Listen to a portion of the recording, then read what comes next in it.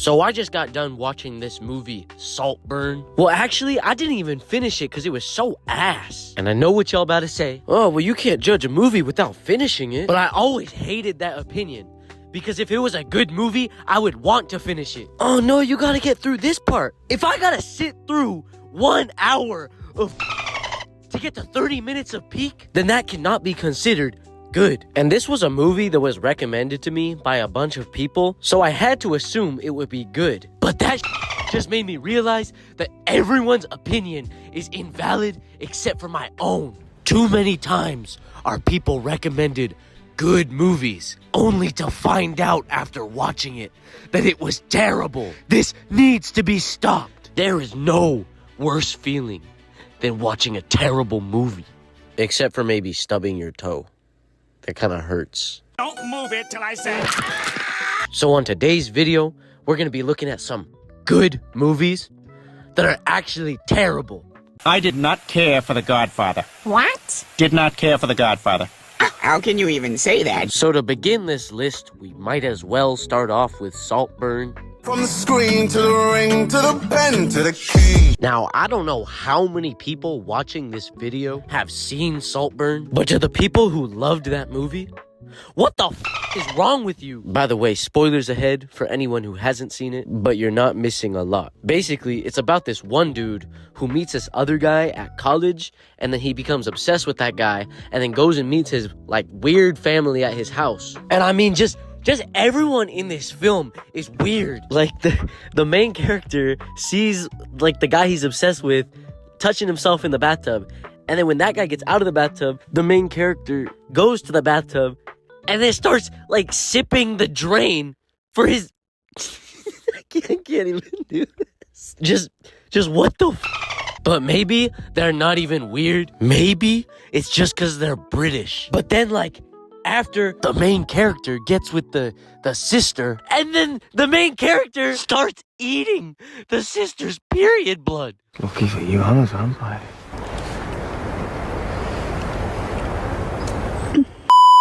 This man is a freak. This man needs to be locked in a cell with Diddy and throw away the key. Cause who is doing that? Unless it's Sabrina Carpenter. Oh my God, I'll be all over that. Call me a vampire. But back to the story. So then, the cousin catches them. And then the main character tries to go for the cousin. What the are you doing? What you think I'm doing?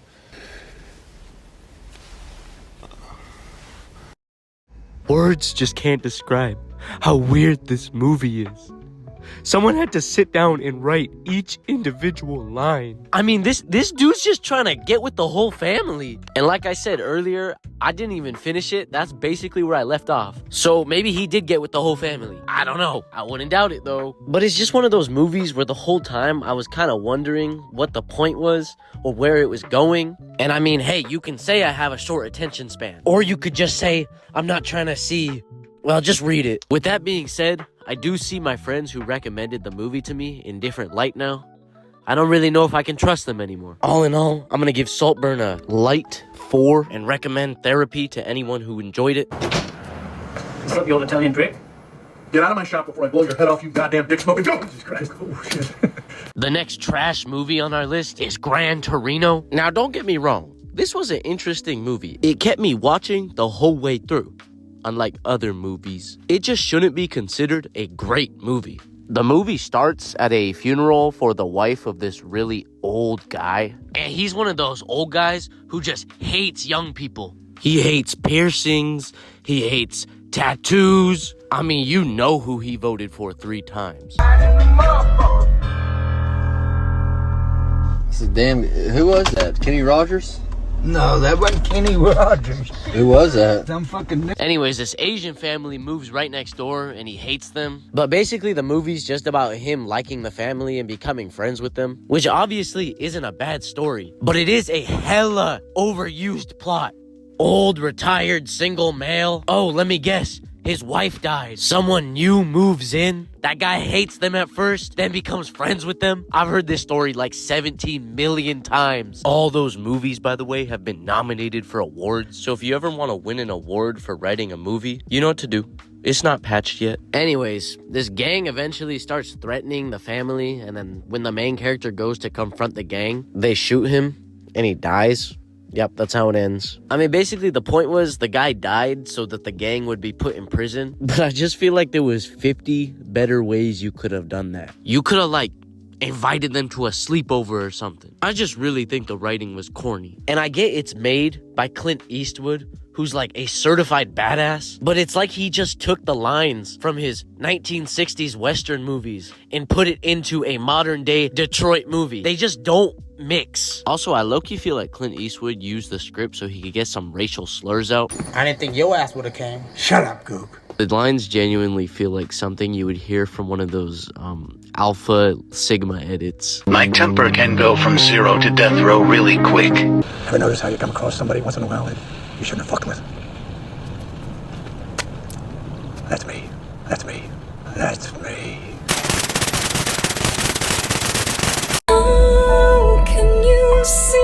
I get those things were probably badass to say in the 1860s, but the second you move it to modern day Detroit, it's just corny and it's so jarring when you're watching the movie. So a bit of a misleading title. This is a good movie, but it's not great. I'll give it 200 electoral votes out of 538.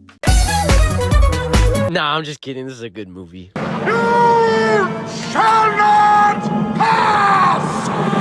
Are you seriously watching porn by yourself? If you're part of the Lord of the Rings fan base, go ahead and just skip to the next part of the video. And with that being said, these movies were dookie! Okay, they weren't ass, but it's like Gran Torino. It's not great to me. And obviously, if you've never seen the Lord of the Rings, I'll try to sum up the story as quickly as possible. Basically, there's just a bunch of people trying to get rid of this evil ring. And so they trust a bunch of 3'5" Minecraft villagers to get rid of the ring. Then a bunch of fights happen. A Fent addict gets involved. Then they get rid of the ring.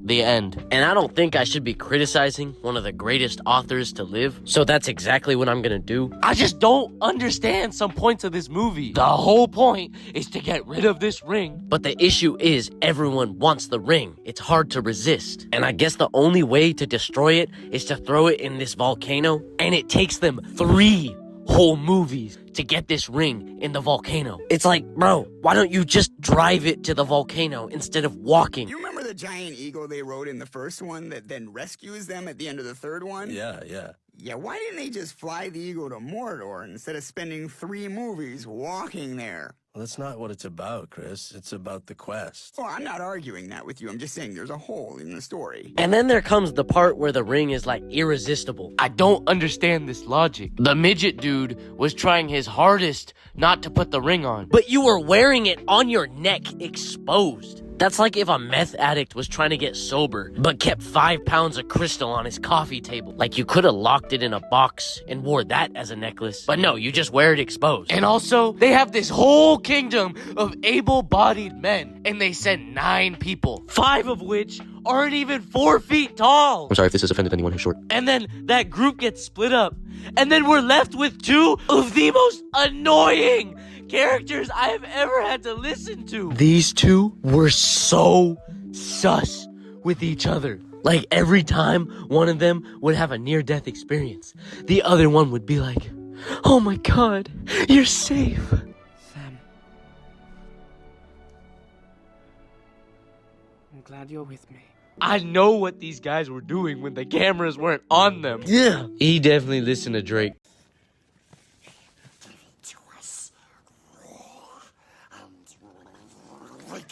And the only other comment I have about these movies is the fact that the ending was like an hour long. You could have concluded it in 10 minutes, but no, you had to do 2-hour-long hug scenes. I'll give this one a 9 and 8 NFL season. Nissan, Honda, Mitsubishi, Subaru. This movie is so ass! This movie is so dog shit. I spent 2 hours of my life watching what I thought would be a terrific movie because it has a 95% rating. This movie is ass! I watched the whole 2 hours and I can't even recap what went on because I didn't understand any of it. This movie was so boring. There was nothing going on. I didn't even realize it ended. Yeah, so this one's probably going to be about a 6 out of 10. It's all right. But as always, thank you if you made it this far. You guys are great. Leave a comment. I read every single one of them. See you in the next one.